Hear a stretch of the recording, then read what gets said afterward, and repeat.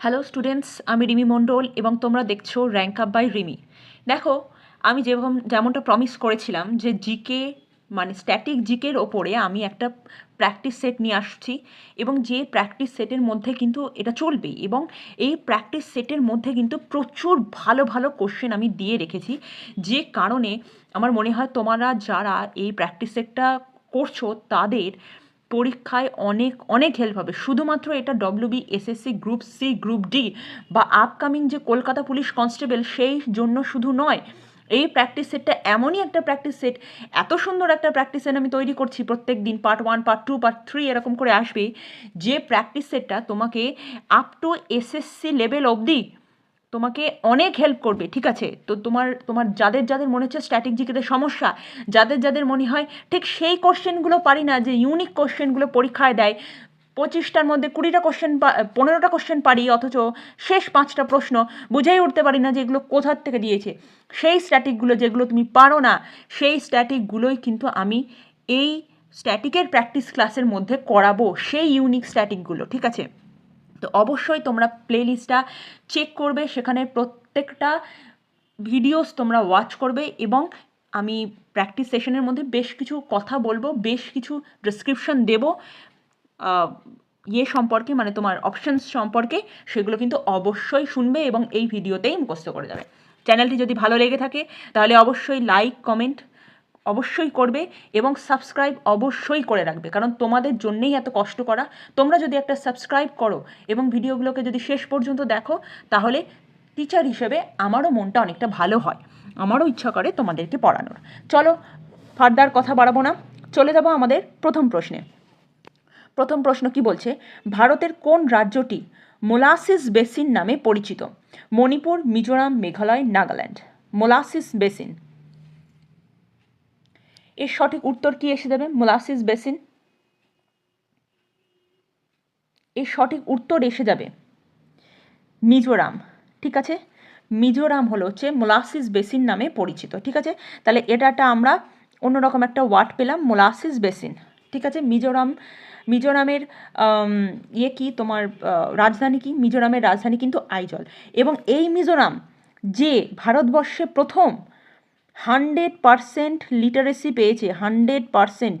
ঠিক আছে, এটা কিন্তু মনে রাখতে হবে, প্রথম ভারতীয় রাজ্য যে 100% লিটারেসি পেয়েছে সে কিন্তু মিজোরাম। খেয়াল থাকবে মিজোরাম সম্পর্কে। আর এখানেই গারো, খাসি, জয়ন্তিয়া পাহাড় আমরা দেখতে পাই, এটাও মোটামুটি মনে রাখলে। চলে যাব আমরা পরবর্তী প্রশ্নে। পরবর্তী প্রশ্ন, নিচের কোন নদীটি কর্কট ক্রান্তি রেখাকে, যেটাকে বলি আমরা ট্রপিক অফ ক্যান্সার, তাকে দুবার অতিক্রম করেছে? আচ্ছা, অপশান এটা একটু এখানে দেখা যাচ্ছে, এটা খেয়াল করে নিও। অপশান নর্মদা, মাহি, তাপ্তি নাকি লুনি? কর্কট ক্রান্তি রেখা, অ্যান্সার কি এসে যাবে? দুবার অতিক্রম করেছে। এটা আমরা জানি যে মাহি নদী এমন একটা নদী যেটা কর্কট ক্রান্তি রেখাকে দুইবার অতিক্রম করেছে। ঠিক আছে, এটা তো একটা কমন কোশ্চেন। চলে যাবো আমরা পরবর্তী প্রশ্নে। এটা একটা অন্য রকমের একটা কোশ্চেন। ঠিক আছে, এটা কিন্তু একটা ইম্পর্টেন্ট কোশ্চেন। ওকে, বিখ্যাত চিত্রকলা বনিথানি কোন চিত্রশৈলীর অন্তর্গত? কাংড়া শৈলী, কিষাণগড় শৈলী, বুন্দি শৈলী নাকি মেওয়ার শৈলী? বানিথানি কোন চিত্রশৈলীর অন্তর্গত? অ্যান্সার কি এসে যাবে? বানিথানি, এর অ্যান্সারটা কিন্তু এসে যাবে কিষাণগড় শৈলী। ওকে, কিষাণগড় শৈলীর অন্তর্গত। এখানেই আমরা একটু জেনে নেব মধুবনী,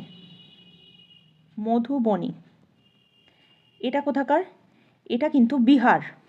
ওকে, বিহার। আচ্ছা, আর কি আছে? আর আছে হচ্ছে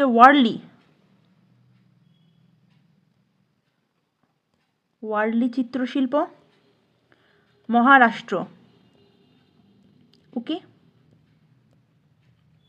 আর কি আছে? পট্টচিত্র,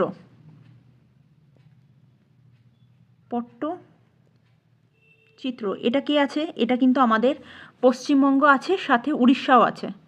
ঠিক আছে, পশ্চিমবঙ্গ প্লাস ওড়িশা।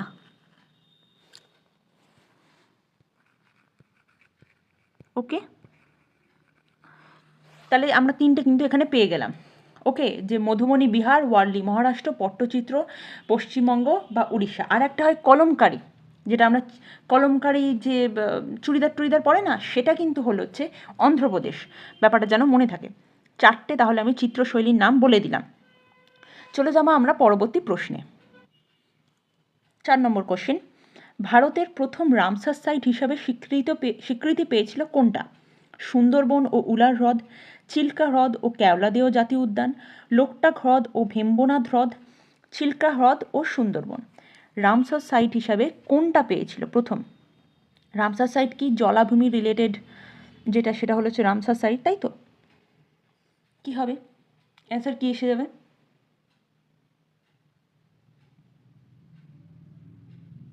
অ্যান্সার কিন্তু এসে যাবে সুন্দরবন এবং উলার হ্রদ। সুন্দরবন পশ্চিমবঙ্গে, উলার হ্রদ কিন্তু জম্মু কাশ্মীর। তাহলে কি হয়, সুন্দরবন রামসার সাইট হচ্ছে কখন? রামসার সাইট হচ্ছে 2019 সালে, ঠিক আছে, রামসার সাইট। আচ্ছা, ইউনেস্কো ওয়ার্ল্ড হেরিটেজ সাইট,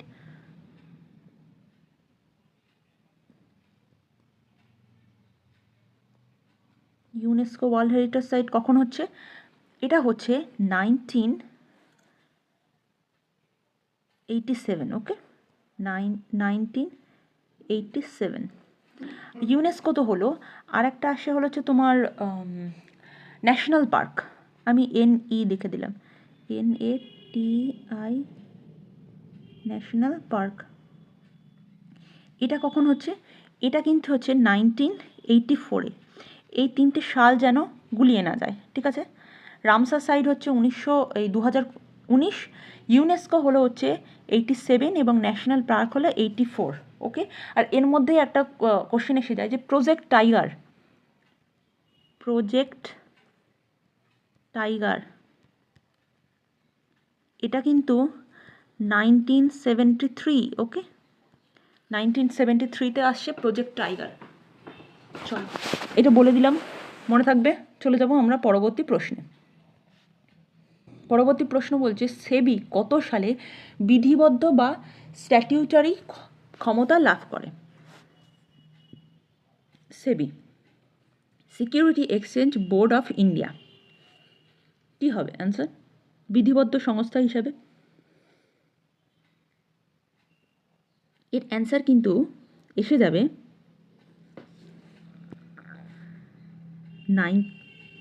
আমি বলি, এখানে লিখছি কেন, এখানে লিখে দিই 1992। ঠিক আছে, বিধিবদ্ধ সংস্থা হিসেবে ক্ষমতা লাভ করে। সেবি গঠন হয় কখন? গঠন হয় 1988-এ। ওকে, আর সেবি যখন কাজ শুরু করে সেটা হলো 1992। এটা যেন খেয়াল থাকে, ঠিক আছে? 1992 সেবি কাজ শুরু করে। আর এখানে আসে নাবার্ড কি করে? নাবার্ড কিন্তু নাবার্ড প্রতিষ্ঠা হচ্ছে 1982-তে। ওকে, 1982। চলে যাবো পরবর্তী প্রশ্নে। হর্নবিল উৎসব ভারতের কোন রাজ্যে পালিত হয়? হর্নবিল উৎসব অরুণাচল প্রদেশ, নাগাল্যান্ড, মিজোরাম, মেঘালয়। হর্নবিল, এটা কিন্তু ডিসেম্বর মাসে পালন করা হয়, ডিসেম্বর।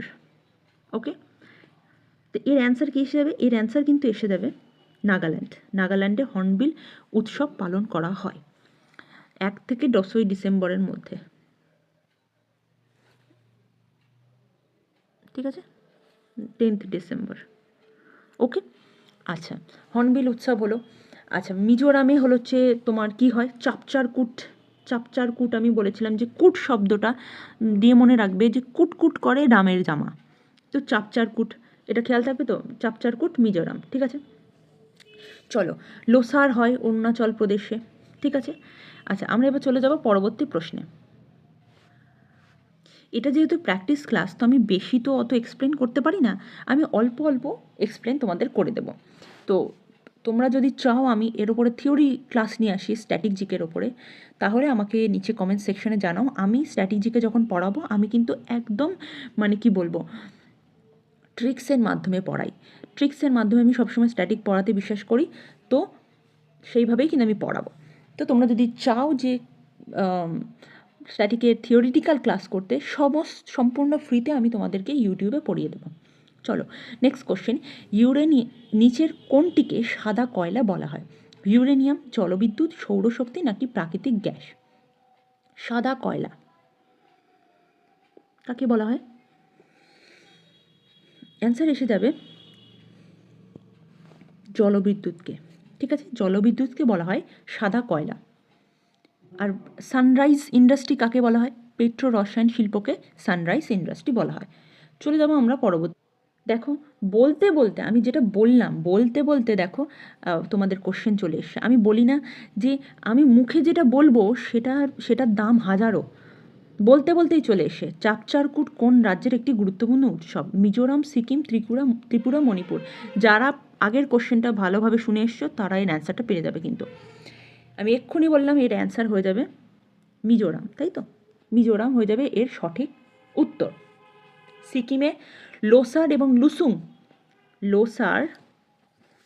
লোসার সিকিমে কিন্তু হয় লোসার কি হাত লেখা হচ্ছে দেখো তো,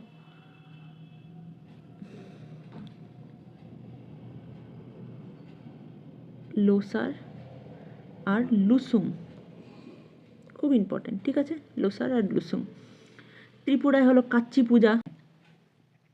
আচ্ছা, পরবর্তী কোশ্চেন, অস্কার পুরস্কার বিজয়ী প্রথম ভারতীয় নাগরিক কে ছিল? সত্যজিৎ রায়, এ.আর রহমান, ভানু আথাইয়া নাকি গুলজার? কে ছিল অস্কার বিজয়ী প্রথম ভারতীয় নাগরিক?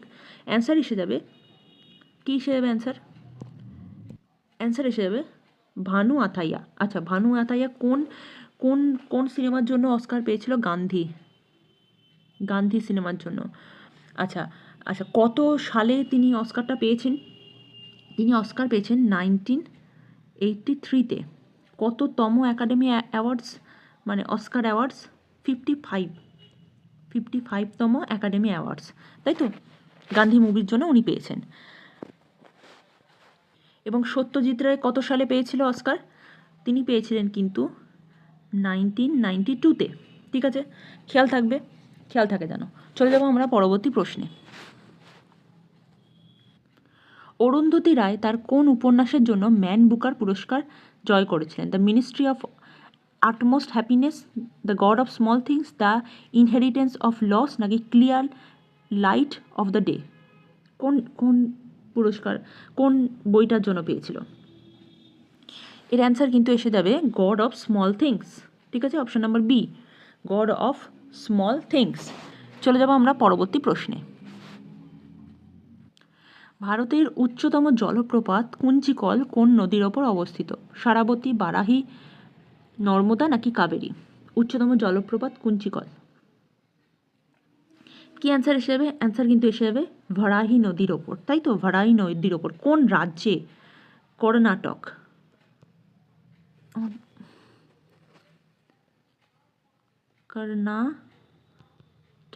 ওকে, কর্ণাটকাতে। ঠিক আছে, তাহলে আমি বলেছিলাম কি কুঞ্চিকল মনে রাখবা, কর্ণাটকের কুঞ্চিকল, এইভাবে কিন্তু আমি মনে রাখতে বলেছিলাম। ওকে, নর্মদার ওপরে ধোঁয়াধার জলপ্রপাত আমরা দেখতে পাই। ওমকারেশ্বর বাঁধও আমরা নর্মদার ওপরে দেখতে পাই। ঠিক আছে, কাবেরী নদীর ওপর আমরা কোন বাঁধ দেখতে পাই? মুল্লাপেরিয়ার বলছি কেন, কাবেরী নদীর ওপর আমরা বাঁধ দেখতে পাই হলো হচ্ছে তোমার, আমরা দেখতে পাই মেট্টুর ড্যাম, সেটা দেখতে পাই কাবেরীর ওপরে। ঠিক আছে, মেট্টুর ড্যাম দেখতে পাই। আচ্ছা, এই গেল। ঠিক আছে, এরপরে চলে যাবো আমরা পরবর্তী প্রশ্নে।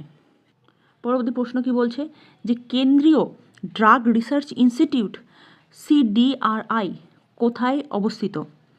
নিউ দিল্লি, লখনৌ, হায়দ্রাবাদ, মুম্বাই। কেন্দ্রীয় ড্রাগ রিসার্চ ইনস্টিটিউট, অ্যান্সার কি এসে যাবে?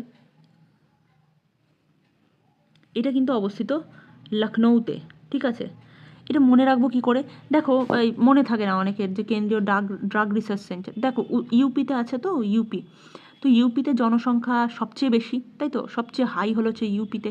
এবার যেখানে জনসংখ্যা বেশি সেখানে মেডিকেলও বেশি, তাই তো? মেডিকেল যেখানে বেশি থাকবে সেখানে কি হবে? ওষুধপত্র বেশি হবে। ওষুধপত্রের ইংলিশ নেম কি? ড্রাগ, তাই তো? তো এই যে ড্রাগ তার মানে রিসার্চ সেখানেই হবে যেখানে জনসংখ্যা বেশি হবে। তো সেই জন্য মনে রাখতে হবে যে ইউপির লখনৌতে ড্রাগ রিসার্চ সেন্টার আছে, ঠিক আছে, এইভাবে মনে রাখতে হবে, ঠিক আছে। চলে যাব পরবর্তী প্রশ্নে। সংবিধানের পঞ্চবার্ষিকী পরিকল্পনা ধারণাটি কোন দেশ থেকে নেওয়া হয়েছে? মার্কিন যুক্তরাষ্ট্র, ব্রিটেন, সোভিয়েত ইউনিয়ন নাকি আয়ারল্যান্ড? পঞ্চবার্ষিকী পরিকল্পনা বা 5 ইয়ার প্ল্যান। অ্যান্সার কী এসে যাবে? অ্যান্সার এসে যাবে সোভিয়েত ইউনিয়ন বা ইউএসএসআর, ঠিক আছে, বর্তমানে যার নাম হলো রাশিয়া। তার থেকে আমরা পঞ্চবার্ষিকী পরিকল্পনাটা ধারণ করি। আচ্ছা, ব্রিটেন থেকে আমরা কি নিয়েছি? ব্রিটেন থেকে আমরা নিয়েছি হচ্ছে যত প্রকারের কেন্দ্র সরকারের যত বিষয় আছে, সংসদ, পার্লামেন্ট, তারপরে হচ্ছে তোমার আইনের চোখে সমতা, ঠিক আছে, বা পার্লামেন্টের কাজ কী করে হবে, সংসদ কিভাবে বসবে, বা মন্ত্রিসভা কিভাবে হবে, প্রাইম মিনিস্টার, এগুলো সবই কিন্তু ব্রিটেন থেকে নেওয়া, ঠিক আছে। মার্কিন যুক্তরাষ্ট্র থেকে কী নেওয়া? মার্কিন যুক্তরাষ্ট্র থেকে আমি বলেছি যত ধরনের লিবার্টি বা স্বাধীনতামূলক যত ব্যাপার আছে সেগুলো সবই হলো মার্কিন যুক্তরাষ্ট্র থেকে নেওয়া। যেমন দেখো, মৌলিক অধিকার, স্বাধীনতার বিষয় চলে আসে, সেখানেও মার্কিন যুক্তরাষ্ট্র থেকে নেওয়া। তারপরে কি বিচারপতির ইমপিচমেন্ট, বিচারপতি যদি করাপ্টেড হয়ে যায় তাহলে তার তো ইমপিচমেন্ট করা দরকার না, মানে তার বরখাস্ত করাটা নিয়ম করা দরকার, সেটাও লিবার্টি, সেটাও কিন্তু মার্কিন যুক্তরাষ্ট্র থেকে নেওয়া। কিংবা ধরো তোমার বিচার বিভাগীয় থেকে শাসন বিভাগকে আলাদা করে রাখা, সেটাও কিন্তু মার্কিন যুক্তরাষ্ট্র থেকে নেওয়া, যাতে বিচার বিভাগ কখনো করাপ্টেড না হয়ে যায়। তারপরে হচ্ছে কি বিচার বিভাগীয় পর্যালোচনা, অর্থাৎ কি ধরো তোমার সংসদ কোনো একটা বিল পাশ করলো কিন্তু সেটা সংবিধানের উপযুক্ত নয়, মানে সংবিধানে সেটা তোমার ঠিক নয় সংবিধান অনুসারে, তো সেটা কিন্তু বিচার বিভাগীয় পর্যালোচনা করতে পারে তোমার কি বলে সুপ্রিম কোর্ট। তো এটাও মার্কিন যুক্তরাষ্ট্র থেকে নেওয়া, এটাও স্বাধীনতার বিষয়, ঠিক আছে। আয়ারল্যান্ড থেকে নেওয়া আমাদের ডিপিএসপি, ঠিক আছে। চলে যাব আমরা পরবর্তী প্রশ্নে। ভারতের প্রথম লোকপাল হিসাবে কে নিযুক্ত হয়েছিল? রজন গর্গ, পিনাকি চন্দ্র ঘোষ, এন.ভি. রামানা নাকি দীপক মিশ্র? প্রথম লোকপাল কে হবে? এর অ্যান্সার কিন্তু এসে যাবে পিনাকি চন্দ্র ঘোষ, এনাকে প্রথম লোকপাল হিসাবে নিয়োগ করা হয়। ওকে, আচ্ছা, এই সম্পর্কে আমি আচ্ছা, লোকপাল সম্পর্কে, এটা লোকপাল অ্যাক্ট কত সালে হয়েছিল এটা আমাদের একটু জেনে নিতে হবে। এটা কিন্তু 2014 সাল, ঠিক আছে, 2014 সালে হচ্ছে লোকপাল অ্যাক্ট। আচ্ছা, বর্তমানে লোকপাল হিসেবে কে নিযুক্ত আছেন? ইনি আছেন এ.এম. খানওয়ালিকার,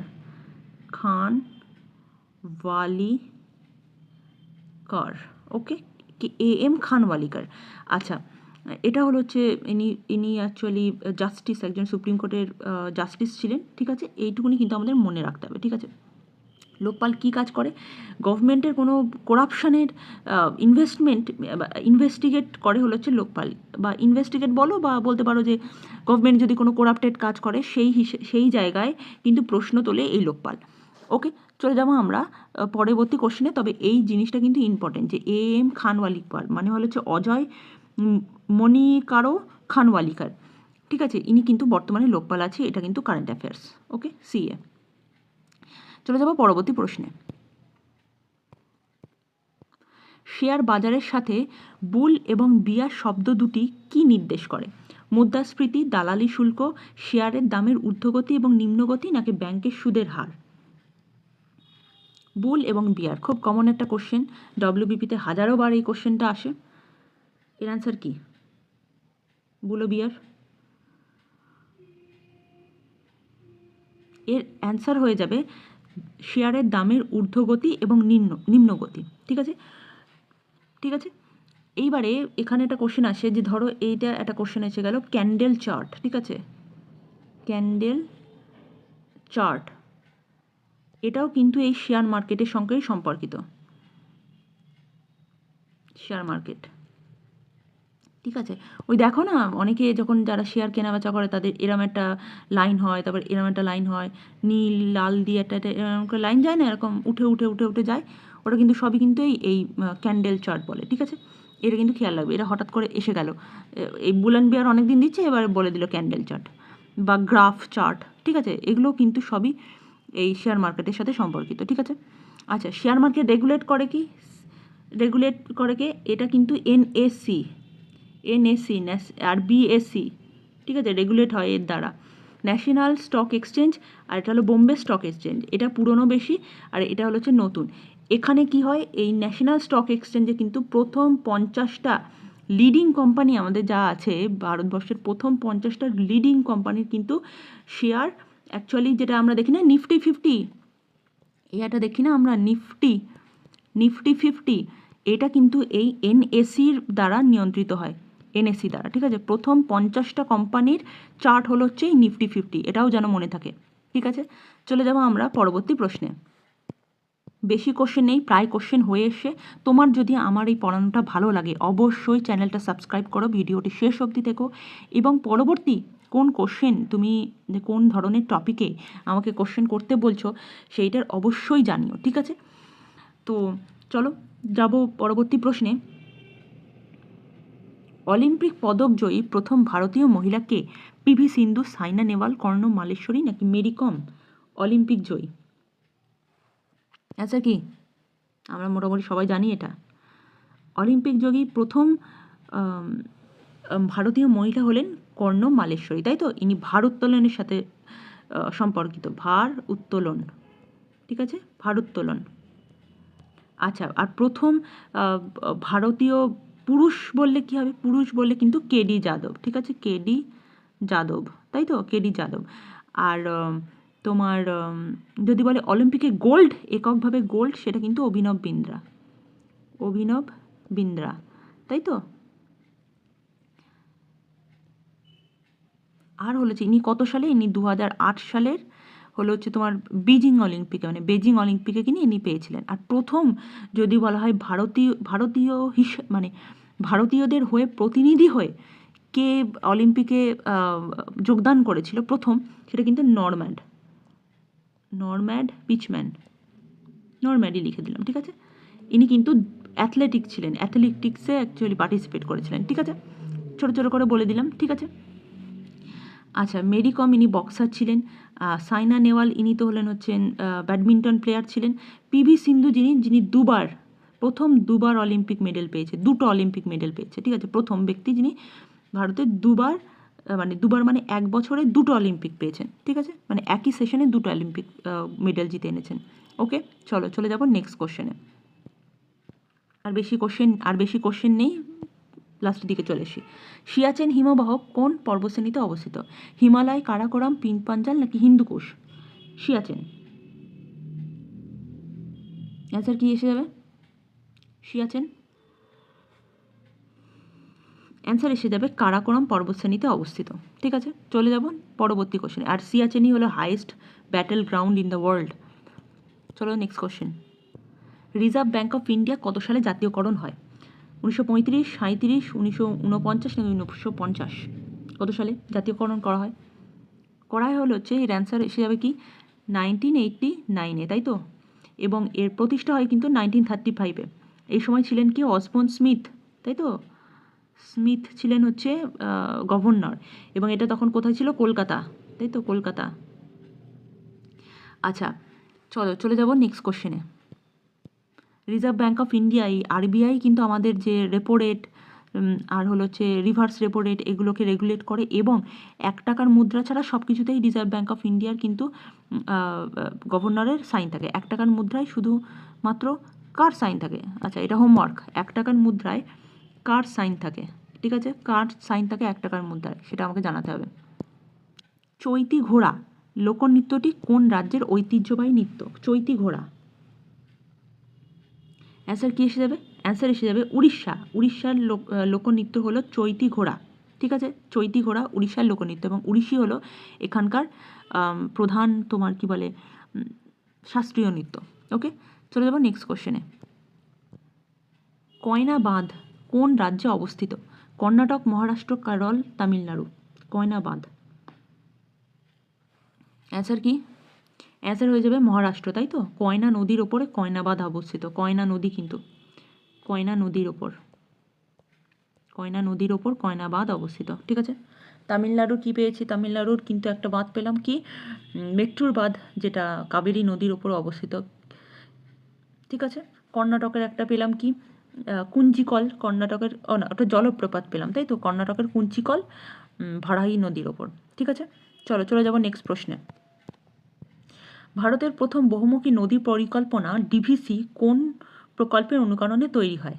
নীল নদ প্রকল্প, টেনেসি ভ্যালি প্রকল্প, রাইন নদী প্রকল্প নাকি আমাজন নদী প্রকল্প?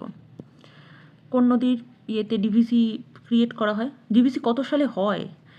ডিভিসি কিন্তু অ্যাকচুয়ালি প্রথম বহুমুখী নদী পরিকল্পনা, যেটা হয় 1948-এ, মানে স্বাধীনতার 1 বছর পরেই কিন্তু ডিভিসি কে ইন্ট্রোডিউস করা হয়, এবং এটা কোথায়? কলকাতা, সদর দপ্তর কলকাতা। ওকে, আচ্ছা, এর অ্যান্সার কী হিসাবে? এর অ্যান্সারে এসে যাবে টেনেসি ভ্যালি প্রকল্প থেকে, যেটা ইউএসএতে আছে। টেনেসি ভ্যালি প্রকল্প অনুসারে ডিভিসিকে তৈরি করা হয়। নেক্সট কোশ্চেন, নিচের কোন শহরটিকে ভারতের ম্যানচেস্টার বলা হয়? কোয়েম্বাটুর, কানপুর, আহমেদাবাদ, মুম্বাই? ভারতের ম্যানচেস্টার, খুব সহজ। অ্যান্সার এসে যাবে আহমেদাবাদ, তাই তো, গুজরাট। এবং সাউথের বললে কোয়েম্বাটুর, ঠিক আছে, সাউথ বললে কোয়েম্বাটুর, আর আহমেদাবাদ হচ্ছে ভারতের, ঠিক আছে। চলে যাব পরবর্তী প্রশ্নে। আচ্ছা, কানপুরে হচ্ছে লেদারের জন্য বিখ্যাত কানপুর, আর মুম্বাই হচ্ছে তোমার ভেরিয়াস কাইন্ড অফ জিনিস, মানে মুম্বাইকে তো অ্যাকচুয়ালি বিজনেস নগরী বলা হয়, তাই তো। পশ্চিম ভারতের প্রবেশদ্বারও মুম্বাইকেই বলা হয়। চলো নেক্সট কোশ্চেন, বিশ্বের বৃহত্তম আয়তনে হ্রদ কোনটি? সুপিরিয়র হ্রদ, বৈকাল হ্রদ, কাস্পিয়ান হ্রদ বা ভিক্টোরিয়া হ্রদ? আয়তনে বৃহত্তম, ঠিক আছে, আয়তনে বৃহত্তম। কি অ্যান্সার? এর অ্যান্সার হয়ে যাবে কিন্তু কাস্পিয়ান সাগর হ্রদ, ঠিক আছে, কাস্পিয়ান সাগর, ঠিক আছে। বৈকাল হ্রদ কোথায় আছে? বৈকাল হ্রদ কিন্তু রাশিয়ায় আছে, ঠিক আছে। ভিক্টোরিয়া হ্রদ কোথায় আছে? আফ্রিকায়, তাই তো। আচ্ছা, কাস্পিয়ান কিন্তু আয়তনে সবচেয়ে বড়। ওকে, চলে যাবো আমরা নেক্সট কোশ্চেনে। নেক্সট কোশ্চেন কী বলছে? সাঁওতাল বিদ্রোহ কত সালে হয়েছিল? 1857, 1855, 1831 নাকি 1899? যারা আমার ইতিহাস ক্লাস করেছো তাদেরকে আমি এই অ্যান্সারটা কিন্তু বলেই দেওয়া আছে, তাদেরকে, তারা কিন্তু জানো। এবং যদি ভিডিওটি ভালো লেগে থাকে অবশ্যই চ্যানেলটিকে সাবস্ক্রাইব করবে এবং লাইক কিন্তু একটা করবে, প্লিজ একটা লাইক করবে। এবং যদি আরও ভালো লেগে থাকে তাহলে কিন্তু বন্ধুদের সাথে অবশ্যই শেয়ার করবে চ্যানেলটি, ঠিক আছে, যাতে তারাও কিছু শিখতে পারে, তুমিও কিছু শিখতে পারো, ঠিক আছে। এবং অন্যান্য যে চ্যানেলে যে অন্যান্য ভিডিওগুলি আছে সেগুলোও দেখো, প্রচুর উপকার হবে তোমাদের, প্রচুর উপকার হবে। প্রচুর সুন্দর করে আমি পড়িয়ে দিয়েছি, ডিটেলস একদম পড়িয়ে দিয়েছি। যাই হোক, এর অ্যান্সার কী হিসেবে? এর অ্যান্সার এসে যাবে 1855। এখানেই আমি দুটো জিনিস, এই সালটা যখনই বলি আমি তখন বলে রাখি, 1855 হচ্ছে সাঁওতাল বিদ্রোহ, 56 মানে 56 যেটা, সেটা কিন্তু হচ্ছে তোমার বিধবা বিবাহ, ঠিক আছে, বিধবা বিবাহ, ঠিক আছে। আর তোমার 1857 একটা হচ্ছে সিপাহী বিদ্রোহ, আর একটা হচ্ছে কলকাতা বিশ্ববিদ্যালয়, ঠিক আছে। এই 3টে সাল যেন পরপর মনে থাকে। 55-তে সাঁওতাল বিদ্রোহ, 56-তে বিধবা বিবাহ এবং 57-তে সিপাহী এবং কলকাতা, ঠিক আছে। এটা মনে রাখার একটা ব্যাপার হচ্ছে, ধরো 55 সালে সাঁওতাল বিদ্রোহ হচ্ছে, ইমাজিন করো, চোখের মধ্যে ইমাজিন করো, 55-তে সাঁওতাল বিদ্রোহ হচ্ছে, সাঁওতালরা বিদ্রোহ করছে, এর ফলে ওখানে সাঁওতাল বিদ্রোহে অনেক মহিলারা বিধবা হয়ে যাচ্ছে। তাদের জন্য বিদ্যাসাগর 56 সালে বিধবা বিবাহ আইন ক্যানিং দ্বারা সাইন করিয়ে নিচ্ছে। 57 সাল আমরা মোটামুটি সিপাহী বিদ্রোহ সবাই জানি, কিন্তু এই কলকাতা বিশ্ববিদ্যালয় তো মনে থাকে না। এবার এই বিধবাদের পড়ানোর জন্য ব্রিটিশরা কলকাতায় বিশ্ববিদ্যালয় খুলছে, ঠিক আছে। এইভাবে মনে রাখলে তাহলেই হয়ে গেল ট্রিক্সের সাহায্যে। একটু ইমাজিন, একটু গল্প করে মনে রাখো, সব মনে থাকবে, দেখবে। চলো নেক্সট কোশ্চেন। এটাই আজ শেষ কোশ্চেন এবং খুব ভালো একটা কোশ্চেন, খুব ইম্পর্টেন্ট একটা কোশ্চেন, ঠিক আছে। কখন পরীক্ষা এসে যাবে কেউ জানে না। আচ্ছা, কি বলছে? কত সালে ভারতীয় মুদ্রার নতুন প্রতীক রুপি, এই যে প্রতীকটা, আনুষ্ঠানিকভাবে গ্রহণ করা হয়? 2008, 2010, 2012, 2014? কত সালে রুপিকে গ্রহণ করা হয়? এর অ্যান্সার হয়ে যাবে 2010। এবার ইম্পর্টেন্ট হয়ে দাঁড়ায় এর ডিজাইনার। এই যে ডিজাইনার সে কিন্তু তার নামটা হলো ডি উদয় কুমার, ঠিক আছে। নাম কি? ডি উদয় কুমার, ঠিক আছে। এই রুপি সিম্বলের নামটাও কিন্তু বেশ ইম্পর্ট্যান্ট, ঠিক আছে। যেটা আমরা রুপি সিম্বল আঁকি না, এই যে এইভাবে, ঠিক আছে, এটা সংস্কৃত রয়ের মতো দেখতে, ঠিক আছে। এটা কিন্তু ডি উদয় কুমারের মানে ডিজাইন। ওকে, এটা যেন খেয়াল থাকে, এটা অনেক সময় এসএসসি পরীক্ষা চলে আসে, ডি উদয় কুমার। চলো তাহলে আজকের মতো এই পর্যন্তই, দেখা হচ্ছে পরে একটা প্র্যাকটিস ক্লাসে। ততক্ষণে তোমরা সবাই ভালো করে পড়াশোনা করো এবং প্রত্যেক দিন 8টার সময় আমার কারেন্ট অ্যাফেয়ার্সের ক্লাস আপলোড করি এবং প্রত্যেক দিন 5টা থেকে 5:30টার মধ্যে কিন্তু আমি একটা করে প্র্যাকটিস সেট আপলোড করছি আপকামিং এক্সামের জন্য। তোমরা অবশ্যই কিন্তু এই প্র্যাকটিস সেটগুলোকে করে যেও। আমি বলছি শোনো, ওই প্র্যাকটিস সেটের মধ্যে দিয়ে তোমরা প্রচুর জিনিস কমন পাবে, হ্যান্ডপিক প্র্যাকটিস সেট পুরো, ঠিক আছে? তো ঠিক আছে, সবাই ভালো করে পড়াশোনা করো, দেখা হচ্ছে আর একটা পরবর্তী ভিডিওতে। ততক্ষণের জন্য keep reading, stay healthy, by.